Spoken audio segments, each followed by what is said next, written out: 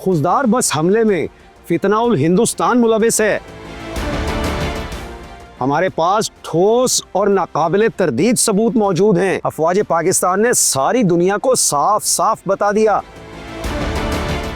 मोदी फिर पाकिस्तान के खिलाफ बकवास करने लगे। अच्छी खासी मार खा लेने के बावजूद पुरानी धमकियां दोहराने पर आ गए। फिर से मार खाने का मूड लगता है। पाकिस्तान के जौहरी हथियार मुकम्मल तौर पर महफूज हैं। आलमी बरादरी भारत की फिक्र करे जहां जौहरी ब्लैक मार्केट मौजूद है। वजारत खारजा का बयान। ये सब कुछ देखिए इस वीडियो में।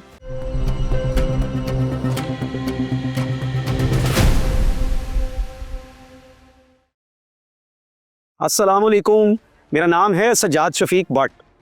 नाज़रीन, उर्दू ज़ुबान का एक लफ्ज़ है बकवास। जी बकवास। आपने ये लफ्ज़ अक्सर सुना होगा और ख़ुद भी इस्तेमाल किया होगा। जाहिर है बकवास को बकवास ना कहें तो और क्या कहें। उर्दू की कदीमी फरहंग आसफिया में लिखा है कि बकवास का मतलब होता है बकबक, खुराफात, बिसियार गोई, तूले कलाम वगैरह। रिख्ता.com के मुताबिक बकवास दरअसल हिंदी ज़ुबान का लफ्ज़ है और इसका मतलब है बेतुकी बातें, फजूल गोई, बेहुदा गोई, हर्जा सराई, यावा गोई, बकबक करना, झकझक वगैरह। शौक बहराइची का शेर है, बकवास को डिफाइन करता है। अब खुदा के लिए रख हम पे करम नासे, अब खुदा के लिए रख हम पे करम नासे, हैं परेशान तेरी बकवास से हम ए नासे, हैं परेशान तेरी बकवास से हम ए नासे। अच्छा जी, बकवास के मौजू को लिए हम आगे बढ़ते हैं तो मालूम होता है कि अंग्रेज़ी ज़ुबान में बकवास को आम तौर पर नॉनसेंस कहते हैं, लेकिन बकवास के लिए अंग्रेज़ी में सबसे मौजू लफ्ज़ है क्राड। CRUD, क्राड। क्राड यानी बकवास की एक सिन्फ अदबी भी होती है। जैसे एलिस इन वंडरलैंड एक मशहूर अंग्रेज़ी नावल है जिसमें एलिस नाम की एक बच्ची खरगोशों के खोदे हुए सुराख में अचानक गिर जाती है और फिर इस बच्ची का सामना एक नई दुनिया से होता है। ये नावल कई ममालिक के बच्चों और बड़ों में यकसां तौर पर मकबूल है। हालांकि इसमें दर्ज बहुत से वाक़यात हवासे खमसा, अक्ल शऊर, फ़लसफ़ा व मंतक, जुग़राफ़िया व हिसाबियात गरज किसी भी इल्म पर बाकायदा असास नहीं रखते, तो ये भी एक तरह की बकवास ही है। लेकिन ये अदबी बकवास है और मज़ेदार बकवास है, जबकि असल चख यानी बकवास तो बेअदबी की बकवास है और बेअदबों की बकवास है। चूँकि असली बकवास की कोई अमली मिसाल तो किसी फरहंग या डिक्शनरी में आपको दस्तयाब नहीं हो सकती, तो फिर दुनिया में नज़र दौड़ा कर देखना पड़ेगा कि बकवास की अमली मिसाल के तौर पर किसे पेश किया जा सकता है। वैसे भी अहले अक्ल व दानिश कहते हैं कि बकवास समझाई नहीं जा सकती, दिखाई जा सकती है। तो नाजरीन, भारतीय वज़ीर आज़म नरेंद्र मोदी को देखिए। मोदी बज़ाते खुद बकवासी होने की ज़बरदस्त मिसाल के तौर पर हम सब के सामने मौजूद हैं। पाकिस्तान मौजू हो तो मोदी फ़ौरन बकवासी बन जाते हैं और उनके मुंह से बकवास के सिवा कुछ नहीं निकलता। अब ज़रा देखिए, मोदी ने अपनी हालिया तकरीर यानी ताज़ा बकवास में पाकिस्तान पर दहशतगर्दी के झूठे और बेबुनियाद इल्ज़ामात दोहराते हुए भारी कीमत चुकाए जाने की धमकी दी है। मोदी ने कहा है कि पाकिस्तान की अफवाज और मईशत दोनों ही इसकी कीमत अदा करेंगे। उन्होंने जौहरी हथियारों से खौफजदा ना होने का दावा भी किया है और कहा है कि अगर भारत में कोई दहशतगर्द हमला हुआ तो उसका भरपूर जवाब दिया जाएगा।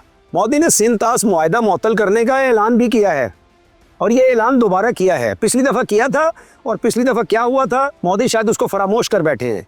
अच्छा, ये सब बकवास करते हुए मोदी की ज़ुबान बार बार अटक रही थी और उनके हाथों की उंगलियां भी कपकपाहट का शिकार थीं। इस तरह मोदी की ज़हनी शिकस्त खुर्दगी और किरदार के खोखलेपन का साफ पता चल रहा था। मोदी जी, आपको याद होना चाहिए, यही बकवास आप पहले भी कर रहे थे, लेकिन हमने ज़ुबानी हमलों को इंतहाई सब्र व तहम्मुल के साथ बर्दाश्त किया। लेकिन फिर आप अपनी बकवास को अमली जामा पहनाने के लिए मैदान जंग में निकल आए, तो फिर जो हुआ उस पर सारा ज़माना गवाह है।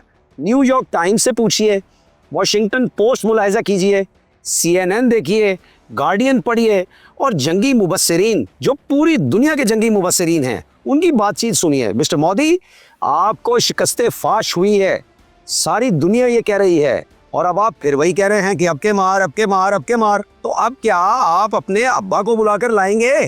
कौन है आपके अब्बा? उन्हें भी बुला लाइए। अब्बा नहीं है तो मामू को बुला लाइए। मौलाना रूम ने लिखा है कि खच्चर और घोड़े की लड़ाई हुई तो खच्चर को मार पड़ी और खच्चर रोते हुए कहने लगा मैं अभी अपने मामू को बुला कर लाता हूँ। बाप तो बेचारे खच्चर का होता नहीं तो वो तो मामू का बेटा होता है ना। तो इस कलाम में एक रम्ज है, इसे समझिए, इसे समझिए। भारतीय जनता बहुत मुफलिस है मोदी जी, उसे बचाने का बंदोबस्त कीजिए, लड़ाने का नहीं। लड़ने की सकत आप लोगों में नहीं है। चीन से आपने मार खाई, पाकिस्तान से आपने मार खाई, अब आप पाकिस्तान से दोबारा मार खाना चाहते हैं तो आपकी मर्जी। आ जाए, बिस्मिल्लाह, सजा ले मैदान जंग दोबारा, हम तैयार हैं, बिस्मिल्लाह बिस्मिल्लाह।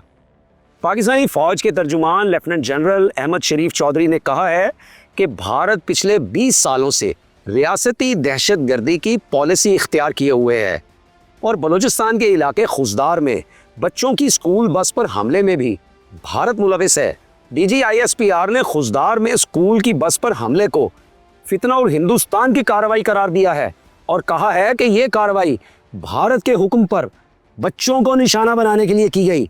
जनरल अहमद शरीफ चौधरी ने यह भी कहा है कि भारत जानबूझकर मासूम और बेगुनाह पाकिस्तानियों को निशाना बना रहा है और इसके कई नाकाबिले तरदीद और ठोस सबूत मौजूद हैं। DGISPR ने यह भी कहा है कि इंडियन मिलिट्री पाकिस्तान में दहशतगर्दी करवा रही है। उन्होंने इल्ज़ाम आयद किया है कि दहशतगर्दों को पैसा और हथियार फितना और हिंदुस्तान के जरिए दिए जाते हैं। पाकिस्तान में फितना और हिंदुस्तान कैसे दहशतगर्दी करता है इसका मुकम्मल एतराफ़ पकड़े गए दहशतगर्दों ने खुद किया है। हमारे पास रिकॉर्डिंग्स हैं, हम इंटरनेशनल फोरम्स पे पेश करेंगे मिस्टर मोदी। और अब जब हार्ड टारगेट्स इतने आसान नहीं रहे फितना और हिंदुस्तान के लिए तो अब सॉफ्ट टारगेट्स को निशाना बनाया जा रहा है। DGISPR ने बताया कि खुजदार बस हमले में 6 बच्चे शहीद हो चुके हैं जबकि 51 जख्मी हैं। ये भारत का मकरू चेहरा है। इस हमले के कई जख्मी बच्चे अस्पताल में ज़ेरे इलाज हैं और ज़िंदगी और मौत की कशमकश में हैं। DGISPR ने अपनी प्रेस कॉन्फ्रेंस में जाफर एक्सप्रेस पर हमले समेत माजी करीब में बलूचिस्तान में होने वाले मुतअद्दिद हमलों का जिम्मेदार इंडिया को करार दिया है और साफ साफ बताया है कि इंडिया दहशतगर्दी की फंडिंग में मुलविस है। इंडिया खित्ते में अमन को सबूताज करना चाहता है। उन्होंने कहा कि फितना और हिंदुस्तान का ताल्लुक बलूचिस्तान या पाकिस्तान से नहीं बल्कि इंडिया के आकाओं से है। DGISPR ने सवाल उठाया है और बड़ा वैलिड सवाल है कि दुनिया का वो कौन सा मुल्क है जो दहशतगर्दी के वाक़यात पर जश्न मनाता है। कोई है दुनिया का कोई मुल्क जो दहशतगर्दी के वाक़यात पर जश्न मनाता हो? आप लोगों की मौत पे हंसते हैं। DGISPR ने कहा कि खुजदार वाक़ये का इंडिया में जश्न मनाया गया। इससे पहले जाफर एक्सप्रेस वाले वाक़ये का भी बाकायदा जश्न मनाया था सारों ने। शर्म नहीं आती आप लोगों को? जनरल अहमद शरीफ चौधरी ने कहा कि भारत ने 6 और 7 मई को 40 बेगुनाह पाकिस्तानियों को निशाना बनाया। अच्छा, इस प्रेस कॉन्फ्रेंस में DGISPR के हमरा वफाकी सेक्रेटरी दाखिला खुर्रम आगा भी मौजूद थे। खुर्रम आगा ने कहा है कि खुजदार हमला सिर्फ एक बस पर हमला नहीं है बल्कि हमारी रिवायात और अक़दार पर हमला है। हम मुतासिरा ख़ानदानों के साथ खड़े हैं। उन्होंने वाज़ेह किया है कि इब्तदाई तहकीकात के मुताबिक इस हमले में भी इंडिया मुलविस है। दूसरी जानिब पाकिस्तान की वज़ारत ख़ारजा ने कहा है कि पाकिस्तान अपने जामे जौहरी सिक्योरिटी निज़ाम और अपने कमांड एंड कंट्रोल ढांचे की मजबूती के मामले पर मुकम्मल तौर पर पुरएतमाद है। वज़ारत ख़ारजा की जानिब से ये बयान साबिक़ अमरीकी कौमी सलामती के मशीर जॉन बोल्टन के एक इंडियन मीडिया के इदारे को दिए गए रिमार्क्स के बाद जारी किया गया है, जिसमें वज़ीर दिफा राजनाथ सिंह के पाकिस्तान के जौहरी हथियारों से मुतल्लिक बयान का जिक्र था। तर्जुमान वज़ारत ख़ारजा ने कहा कि ये सितम ज़रीफ़ी है कि जॉन बोल्टन के रिमार्क्स राजनाथ सिंह के बयान से शुरू हुए, जो एक हिंदू इंतहा पसंद तंजीम से मुंसलिक रहनुमा हैं और पाकिस्तान के ख़िलाफ़ जारहियत की बार बार धमकियाँ देने की शौहरत के हामिल हैं। तर्जुमान वज़ारत ख़ारजा के बयान में कहा गया है कि दर हकीकत आलमी बरादरी को इस बात पर ज़्यादा फ़िक्रमंद होना चाहिए कि इंडिया के जौहरी हथियार राजनाथ सिंह जैसे अफराद के कंट्रोल में हैं, जो पाकिस्तान और मुस्लिम दुश्मनी के हवाले से जाने जाते हैं और अपनी अज़मत के ख़तरनाक वहम में मुब्तला हैं। तर्जुमान वज़ारत ख़ारजा ने यह भी कहा कि इंडिया के सियासी मंजरनामे, मीडिया और इसके मुआशरे के बाज़ हिस्सों की बढ़ती हुई बुनियाद परस्ती जौहरी सिक्योरिटी के जायज़ खदशात को जन्म देती है।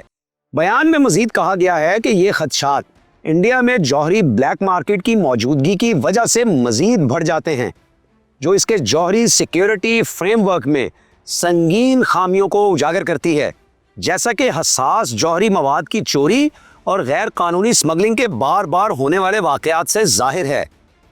जी मिस्टर मोदी, आपको हमने इस पॉडकास्ट के जरिए पहले भी इंतबा किया था, याद है आपको कि नहीं याद, कि पाकिस्तान की जानिब रुख मत कीजिएगा, लेकिन आप बाज नहीं आए।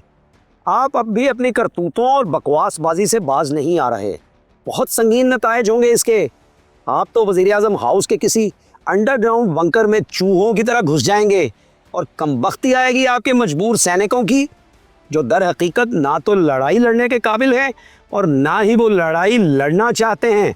साबका रॉ चीफ AS दौलत और साबक chief of army staff India के जनरल मनोज निर्वाणे और साबक वजीर खारजा यशवंत सिन्हा और इन समेत और बहुत सारे लोग आपको बार बार पाकिस्तान के साथ लड़ाई करने से मना कर रहे हैं, लेकिन आपको समझ नहीं आ रही, आपका दिमाग काम नहीं कर रहा। दरअसल आपके दिमागी मुआयने की ज़रूरत है। वहाँ पे कोई फैसिलिटी नहीं है तो लाहौर आ जाएं, Punjab institute of mental health है, अंग्रेज़ के ज़माने का बना हुआ। यहाँ से फर्स्ट क्लास चेकअप कराएंगे आपका, दवाई भी मिलेगी। स्किज़ोफ्रेनिया होता है ये बीमारी, स्किज़ोफ्रेनिया खौफ से शुरू होती है, खौफ से। उसमें आप मुब्तला हैं, आपको हिज़ियान के दौरे पड़ रहे हैं और पागल खाने में आपके चेकअप की ज़रूरत है। हमारे यहाँ पंजाबी में मिसाल है, कल्ला होवे ते समझावे वेड़ा, कल्ला होवे ते समझावे वेड़ा, होवे वेड़ा ते समझावे केड़ा। तो समझे इस बात को आप। बार बार लड़ाई छुड़ाने और आपको बचाने अमेरिका नहीं आएगा मिस्टर मोदी। आपकी वज़रा की कैबिनेट जो है ना, वो आपका पागलों का वेड़ा है और वो आपको क्या समझाएगी, वो तो आपको और आगे लगाएगी। आगे आपकी मर्जी, जो आपके गंदे बदबूदार ठोस भरे दिमाग में आए, कर लें जो आपसे होता है। जी नाज़रीन, आपका क्या ख्याल है, क्या पाकिस्तान को भारत से खुशदार बस हमले का बदला लेना चाहिए? क्या भारत पाकिस्तान पर हमले की गलती दोहराएगा? अपने कमेंट्स ज़रूर अरसाल करें। वैसे मेरा अंदाज़ा है कि भारत का बाशऊर तबका जल्द ही मिस्टर मोदी का एहतसाब करेगा और मोदी को इस्तीफ़ा देकर सर नीचा करके अपने टी स्टॉल पर वापस जाना होगा, जहां वो एक बार फिर ट्रेनों में गर्मा गर्म चाय बेचा करेंगे। लीजिए फिर, अपना ख्याल रखिएगा। अल्लाह हाफिज़।